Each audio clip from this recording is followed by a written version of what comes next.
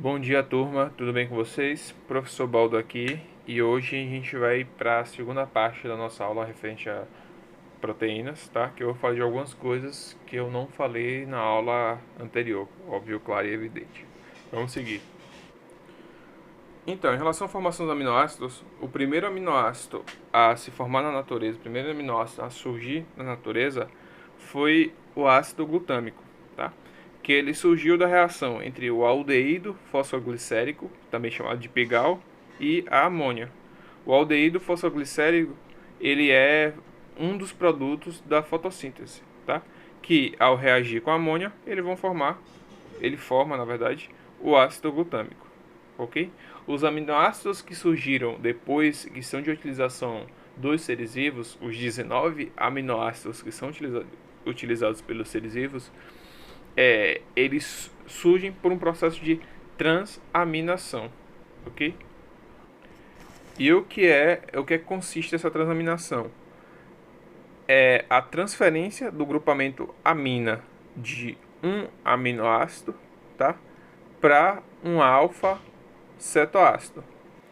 No exemplo que a gente tem aí é o ácido glutâmico, tá? Que é o primeiro aminoácido a surgir, e o ácido pirúvico, que ele é obtido ao final da glicólise, tá? Que ocorre no citoplasma das células, que é uma etapa comum da respiração celular.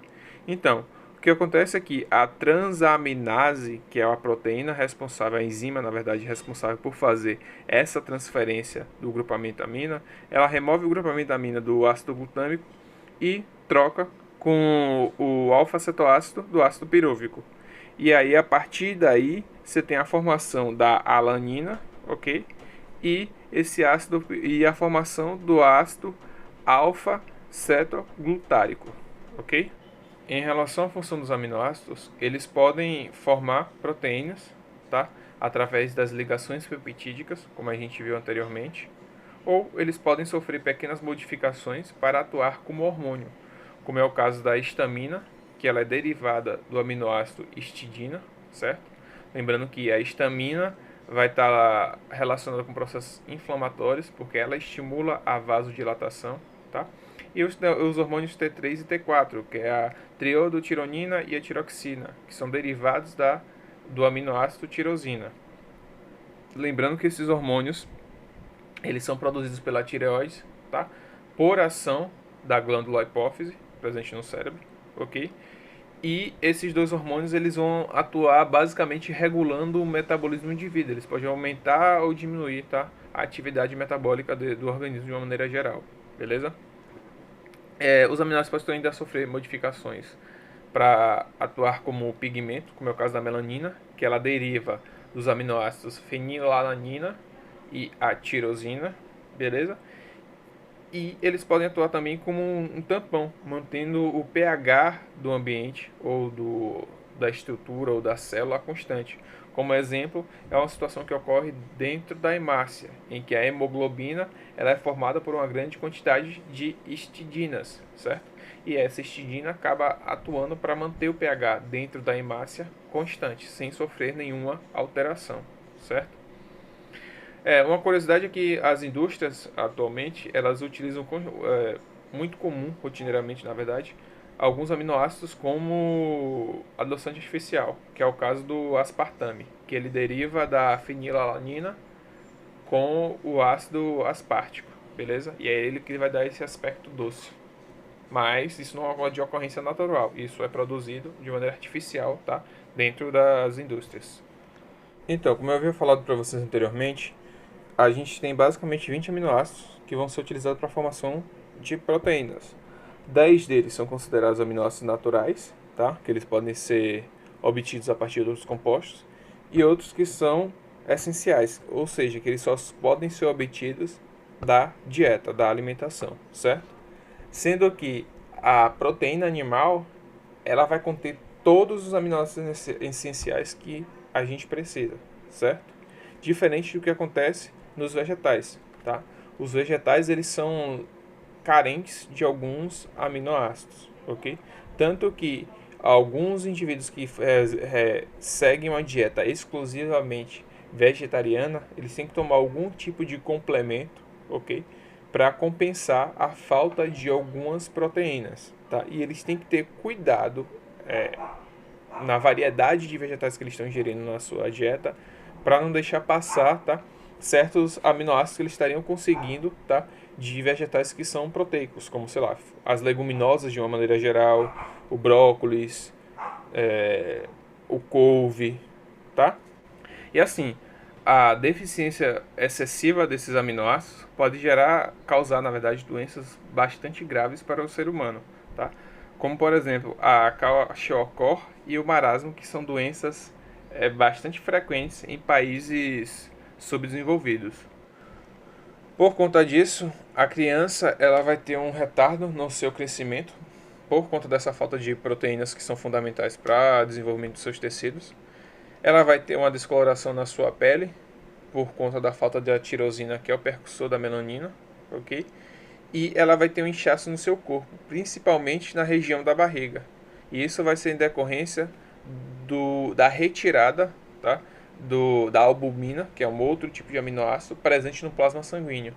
E aí, quando você remove essa proteína do plasma sanguíneo, a consequência é que a pressão osmótica nos tecidos ela passa a ser maior do que no sangue. E aí a água que deveria estar no sangue, no fluido, compondo o fluido sanguíneo, ela passa a se acumular nos tecidos. E aí com isso o indivíduo ele passa a consumir muito mais água e volta e meia ele vai ter a presença de edemas, que é como se fosse uma espécie de bolsa de água, tá, em alguma parte do seu corpo. Já o marasmo ele consiste no quadro de subnutrição completa, causada tanto por deficiência proteica quanto por deficiência calórica. E aí ele caracteriza basicamente por atrofia muscular, fraqueza extrema, e os ossos dos indivíduos são bastante evidentes de praticamente todas as partes do corpo.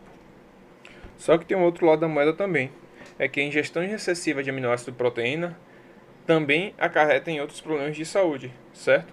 Por quê? Eles são difíceis de digerir e o excesso dele leva ao acúmulo de aminoácido dentro do organismo. E esses aminoácidos eles acabam sendo consumidos em um processo chamado desaminação, que degrada os aminoácidos para liberar ácidos orgânicos que vão ser utilizados na respiração celular. Só que o problema é que a desaminação, como o próprio nome diz, é a remoção do grupamento amina, ou seja, ele acaba liberando amônia. Só que a amônia é uma substância altamente tóxica para o nosso corpo. E aí o seu corpo ele pega essa amônia e converte ela em substâncias que são menos tóxicas, que é a ureia e o ácido úrico. Esse excesso de ácido úrico e ureia vai resultar no seu acúmulo nos rins, fígado e nas articulações. Nas articulações, esse acúmulo a gente acaba chamando de gota, tá? Que ela provoca lesões articulares, que no caso é artrose, e restrição dos movimentos. Com relação aos rins, você vai ter a formação de pedras nos rins, ou até mesmo a falência renal. O fígado, você vai ter formação de pedras no fígado também, certo? Em relação à classificação das proteínas, vai depender do ponto de estudo, tá, que você está focando.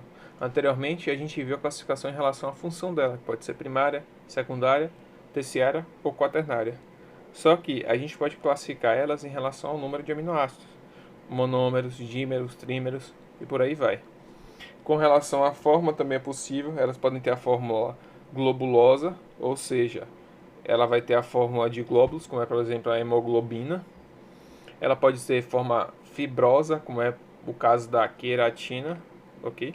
Que ela vai ser bastante longa e pouquinho enrolada, tá? E a gente pode classificar ela então em relação à composição química, que ela pode ser simples, quando essa proteína é formada exclusivamente por aminoácidos, ou ela pode ser complexa, quando você tem um aminoácido ligado a algum grupo prostético, que são eles metais, como o ferro, que vai estar fazendo parte da hemoglobina presente nas hemácias.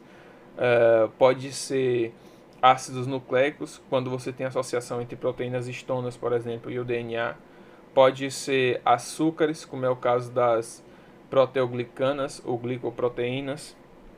Pode ser lipídios, como é o caso das lipoproteínas, ok? Em relação à função da proteína, a desnaturação e a inativação são dois processos que são bastante problemáticos. O primeiro, a desnaturação, ela consiste numa alteração da forma da proteína sem romper as suas ligações químicas, não rompe nenhuma ligação química. Normalmente a desnaturação ela se dá por calor e ele pode ser reversível ou não. Por exemplo, a queratina, que é uma proteína fibrosa que está presente nas nossas unhas e no nosso cabelo, quando ela é aquecida, ela sofre uma modificação. Só que depois que ela resfria, ela volta à sua estrutura original. É por isso que, por exemplo, quando você vai cortar, você fica muito tempo com a unha dentro da água, ela parece que fica mais mole. Ou então, quando você passa, sei lá, as mulheres quando vão fazer chapinha no cabelo, que o cabelo muda a estrutura do cabelo, só que depois ele volta à forma original. Tem essa relação, ok? Só que em alguns casos essa alteração na temperatura pode modificar a forma e a proteína não voltar mais à sua conformação original. Por exemplo, a insulina. A insulina é uma proteína que é fundamental para que a glicose consiga entrar dentro das células, certo? Só que é, ela saiu um pouco da temperatura ótima de funcionamento dela, o resultado é que ela perde sua conformação, ela desnatura, ok? E aí com isso ela não volta mais a ter a atividade que ela exercia anteriormente, tá? Um outro fator ainda mais agressivo é a inativação, tá? Porque a inativação ela já rompe as ligações da proteína terciária, ou seja, vai romper com todas aquelas ligações do tipo de polo, as pontes de hidrogênio, as ligações de sal, as ligações de sulfeto, ok? Ele vai romper as ligações que compõem a proteína terciária. E aí, uma vez que essas ligações são rompidas, a proteína perde totalmente a sua função. Ela não consegue exercer mais nenhum tipo de função, ok? A gente vai entender um pouquinho mais essa questão da desnaturação e da inativação, que ela é muito mais evidente quando a gente estiver falando na próxima aula de enzimas em específico, beleza? Bom, pessoal, a aula de hoje vai até aí. Eu peço que vocês deem uma lida nesse capítulo do módulo de vocês, que é o livro 2 de Biologia 1, tá? E respondam a atividade das páginas 9, 10 e 11, certo? Bom estudo para vocês e até a próxima aula. Lembrando que qualquer dúvida, manda um e-mail que eu vou estar esclarecendo para vocês. Abraço.